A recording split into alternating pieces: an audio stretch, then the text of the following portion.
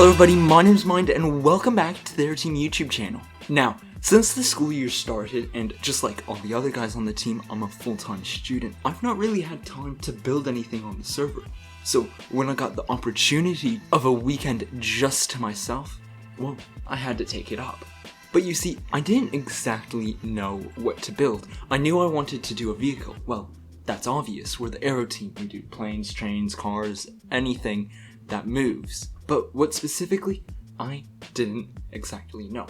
Until I thought about it for a minute. Now, there's this new YouTube channel that I've been watching quite a bit lately, and they're probably one of my favorite channels at the moment. And it's known as Ashville. Now, Ashville is a construction firm, and so they've got a lot of vehicles. And now their owner, this guy named Daniel. Hello and good morning. It's Daniel from Ashville. He's pretty cool, and he takes us around on a tour of literally all of their vehicles. And I was like, why don't I just build an Ashville one? So I was like, which one to build though? And I finally figured it out. You see, Daniel's favorite one is his absolutely massive LH60, my new pride and joy. And so I thought, why not build his lever in Minecraft? So that's exactly what I did. Now, being on the Aeroteam, we don't do things necessarily alone.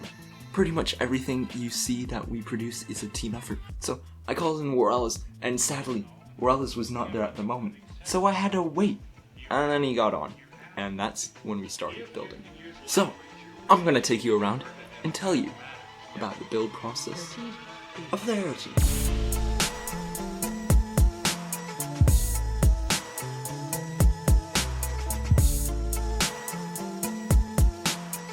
I've gone for a shader pack this time for the time-lapse. I haven't done that in a little bit, so tell me what you guys think of using shaders for time-lapses. Anyway, as for the build itself, we're working in 1.5:1, meaning every 1 meter in real life is equivalent to 1.5 blocks in game. That's what you see with the red and blue lines. Those are actually our dimensions that were put into 1.5:1 scale. And those dimensions we were actually able to find on a very good PDF that Lever puts out with loads of different numbers for virtually everything.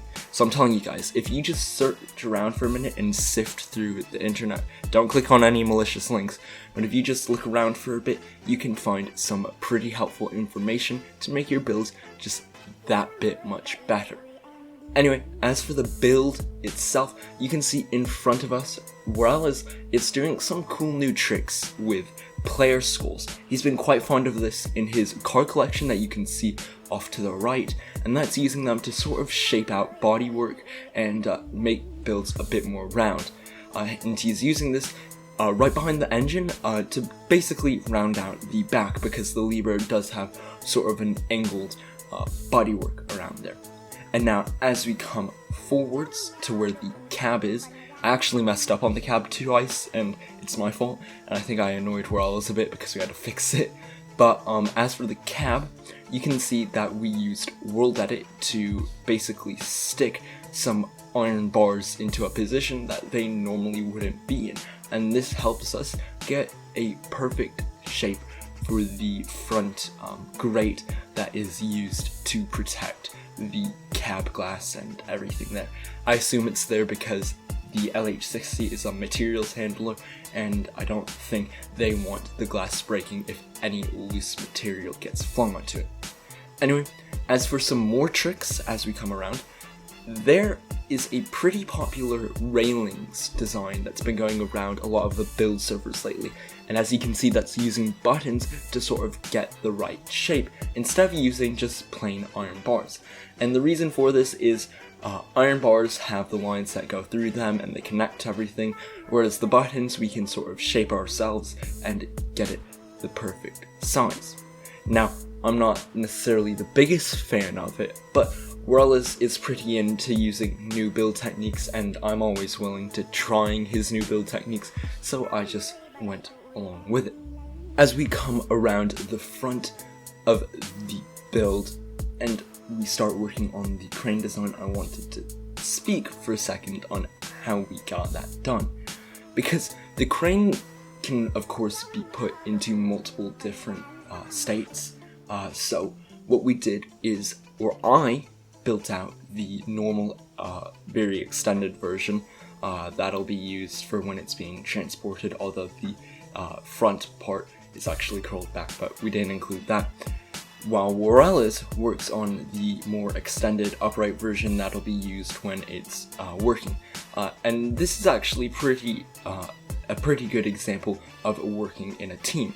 I was able to do one part while Railings was able to do the other, and it allowed us to get finished with it much quicker and to make it a bit better looking. Anyway, we're about to finish up the build, and I know that was a pretty quick time lapse. So if you guys are interested in hearing a bit more about the build process, you can always join our Discord and ask a few more questions, and you can also tell me if you'd like to see time lapses last a bit longer. Anyway, if you're Ashville and you're Daniel watching this one, and you'd like to see more Ashville in Minecraft, you know where to ask, either the comments section, Discord, or, I don't know, somewhere else, because I'm sure we would love to make some more. Anyway guys, my name's Mind. I hope you enjoyed this one. Take care. Bye-bye.